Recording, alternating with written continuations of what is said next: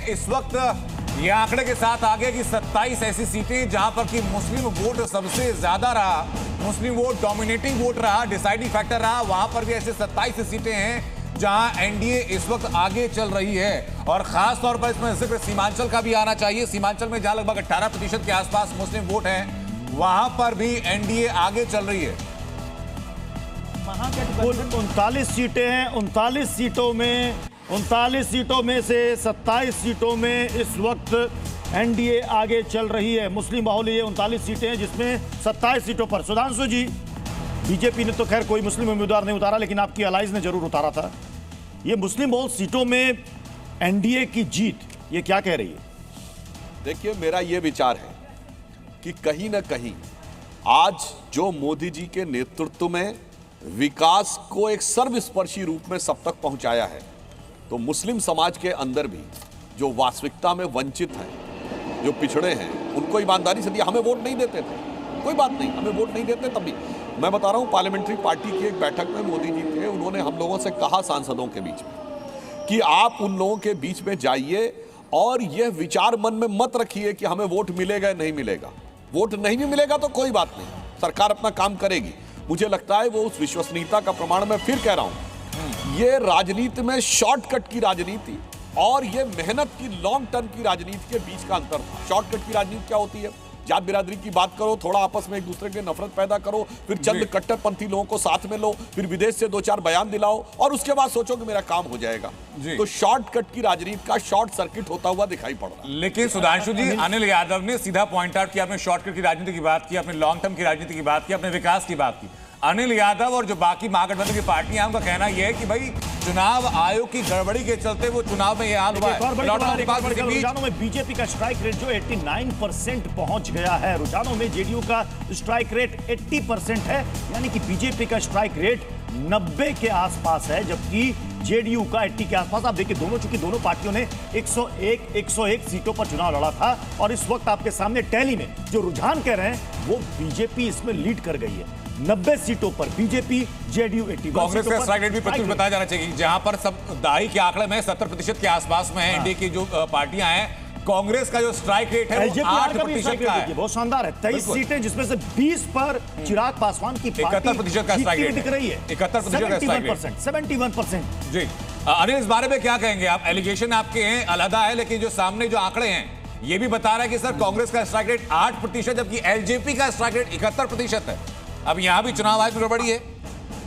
नहीं, आपने सबका स्ट्राइक रेट बता दिया, लेकिन ये नहीं बताया कि चुनाव आयोग का स्ट्राइक रेट जो है वो 100% है। जिस काम के लिए उसको उनके लोगों को वहां बिठाया गया, उन्होंने 100% अपना काम कर दिया। जहां बिहार तरस रहा था पलायन के मुद्दे पे, नौकरी के मुद्दे पे, लेकिन जो वोट चोरी का मुद्दा है ना, इसमें ठीक है अनिल जी, मैं आपके पास आऊंगा, लेकिन 85 में से 69 सीटों पर एनडीए आ गया। ये वो सीटें हैं जो मुस्लिम यादव बाहुल्य सीटें हैं, जहां पर मुस्लिम यादव वोट बैंक काफी असरदार होता है। उन 85 सीटों में से 69 पर, यानी कि 69 पर एनडीए आगे है, 11 पर महागठबंधन आगे चल रहा है। यानी कि ये जो एम-वाई समीकरण की बात की जाती थी, वो एम-वाई समीकरण भी यहां दरकता हुआ रुझानों में नजर आ रहा है। सिर्फ 11 सीटों पर, ऐसी 85 सीटें हैं जिनमें सिर्फ 11 सीटों पर ही महागठबंधन आगे है, बाकी सीटों पर महागठबंधन पिछड़ता हुआ नजर आ रहा है। अरविंद मोहसर, क्या इसके पीछे वजह देख रहे हैं? हाँ,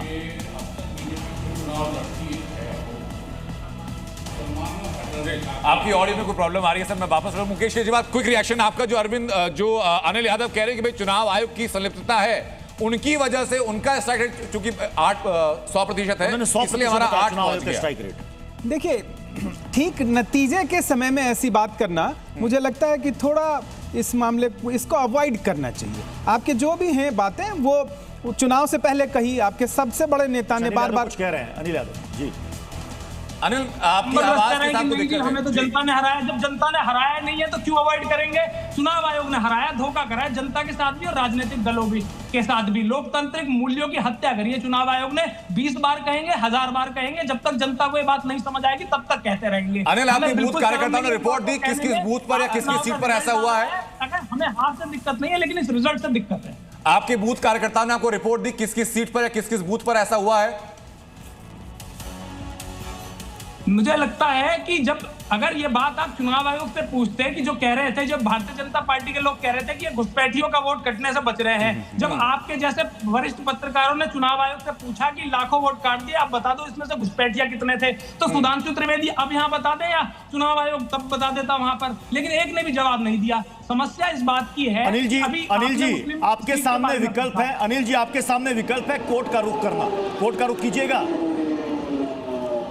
हम लोकतंत्र में सबसे बड़ी अदालत जो है वो जनता की है। हमारा सबसे बड़ा उद्देश्य है कि हम जनता की अदालत में जाएंगे, कोर्ट का रुख करेंगे, वहां पर सालों मुकदमे चलेंगे, उससे क्या हासिल। अब ये बरमूडा ट्रायंगल इस तरह बना रहे हैं, क्यों बना रहे हैं बताऊंगा। उसके पहले एक अपडेट दिखा देता हूं आपको। ओबीसी प्रभावित सीटों पर जो अपडेट सामने, 166 सीटें ऐसी हैं जहां ओबीसी बहुल सीटें हैं, उनमें सिर्फ 31 सीटें ऐसी हैं जिस पर कि महागठबंधन विश्वास जीतने में कामयाब दिखाई पड़ रहा है, जहां महागठबंधन आगे है। वरना 166 में से 131 सीटें ऐसी हैं जहां पर कि एनडीए गठबंधन इस वक्त आगे दिखाई पड़ रहा है। अरविंद मोहन जी मेरे साथ जुड़ चुके हैं। सर, आपका माइक भी ठीक हो चुका है। मुझे जरा बताइए कि अनिल यादव ये कह रहे हैं कि भाई जनता चुनाव हार रही है, चुनाव आयोग चुनाव हरवा रहा है, हमारी गलती नहीं है। नहीं, देखिए हमारी ड्यूटी तो अच्छे ढंग से, मैं मानता हूं कि कई चीज़ें जो राहुल गांधी ने उठाई वो अच्छे पॉइंट्स थे उनमें, और उन पे चुनाव आयोग का भी जो रुख है उससे बहुत सहमत नहीं हुआ जा सकता कई बार उस वक्त। लेकिन बीच अभियान में लैटिन अमेरिका जाना, गायब हो जाना सीटों के तालमेल के समय, टिकट के बंटवारे के समय, ये कौन चुनाव लड़ने का तरीका? पार्ट टाइम पॉलिटिक्स कर रहे हैं। वही पार्ट टाइम करें न करें, लेकिन ये चुनाव लड़ने का इतने, जबकि प्रधानमंत्री और गृह मंत्री दोनों मुल्क के 1-2 नंबर के जिम्मेवार लोग ये लगभग बिहार में रहे हैं, और इन्होंने, और नीतीश कुमार जिनके बारे में ये माना जाता था कि वो फिजिकली काफ़ी कमज़ोर हो चुके हैं, बुजुर्ग हो चुके हैं, उन्होंने लगभग 100 सभाएं की हैं और अकेले भी सभाएं की हैं। जिस दिन बारिश हो रही थी उस दिन भी वो गांव में जाके किसी गांव में रुके। तो चुनाव की तरह क्यों नहीं लड़ती कांग्रेस पार्टी और महागठबंधन, और क्यों उनके यहाँ इतनी फूट होनी शुरू हो जाती है कि पहले ही लीडर डिक्लेयर कर लो? अगर ये स्ट्रेटजी थी कि तेजस्वी यादव को आगे करने से शायद, लेकिन अगर ये बात है कि राहुल गांधी दूसरे चरण के मतदान में जो आप कह रहे हैं कि वो विदेश क्यों चले गए, 171 रिकॉर्ड रैलियां की है तेजस्वी यादव ने, तब उनकी पार्टी का हाल देखिए 29 सीटों पर 171 सबसे ज्यादा। लोकसभा इलेक्शन के बाद लगातार तेजस्वी जो है वो चुनाव में सक्रिय, वो ग्राउंड पर सक्रिय रहे हैं। 29 हो रही हैं, जो एक समय 2020 में सबसे बड़ी पार्टी थी, 29 हो गई। अब तो ये देख रहे हैं ना, जिस तरह से जब एक तरफा नतीजे आने लगते हैं तो टैली और एक तरफ लॉपसाइडेड होने लगती है। ये 198 200 जाने लगा है, और सिर्फ नंबर्स नहीं है, आपने कितनी रैलियां कर दी। जो बात अरविंद जी कह रहे थे ना, वो बहुत महत्वपूर्ण बात है कि पैशन था कि नहीं, आपके अंदर एक गुलदस्ता बना।